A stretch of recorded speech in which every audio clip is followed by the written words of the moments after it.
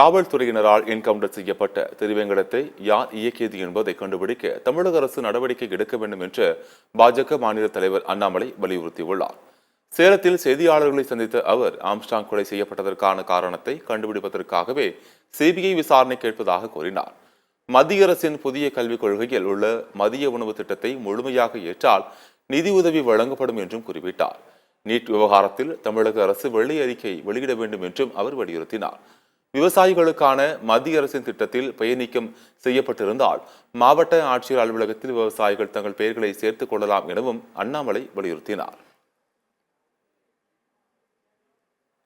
ஐயா, நம்மை பொறுத்தவரைங்க ஐயா, காவல்துறை வெளியிட்டிருக்கக்கூடிய சிசிடிவி உண்மைதான். அது உங்களுக்கு தெரியும், எனக்கு தெரியும் ஐயா.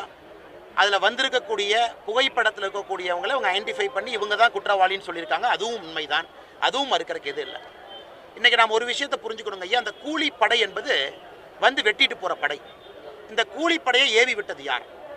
இதற்கு பண சப்போர்ட் பண்ணது யார்? இந்த கிரிமினல் கான்ஸ்பிரசி அப்படிங்கிறாங்க. யார் இதற்கு மூளை? யார் இவரை கொன்றால் பலன் கிடைக்கும்னு யாரு கொன்னாங்க? இதை கண்டுபிடிக்கத்தான் நாம் சொல்லிக் கொண்டிருக்கின்றோம். இல்ல திருவேங்கடம் வந்தாரு, என்கவுண்டர் பண்ணிட்டோம், அவரு தான் வெட்டாரு, அதுல யாருக்குமே மாற்றுக்கிறது இல்லைங்க ஐயா. திருவேங்கடம் என்கவுண்டர் ஆனால திருவேங்கடம் சொல்ல வந்து உண்மை என்ன? பின்னாடி இருக்கக்கூடிய மூளை யாருன்னு தான் திரும்ப திரும்ப கேட்கிறோம். இது பொலிட்டிக்கல் மர்டரா, இது வேற ஏதாச்சும் விஷயமா, இது பண விஷயமா? அதைத்தான் அவருடைய துணைவியாரும் கேட்டுக்கொண்டிருக்கின்றார்கள். அதனால தான் சிபிஐ என்கொயரின்னு கேட்கிறோம்.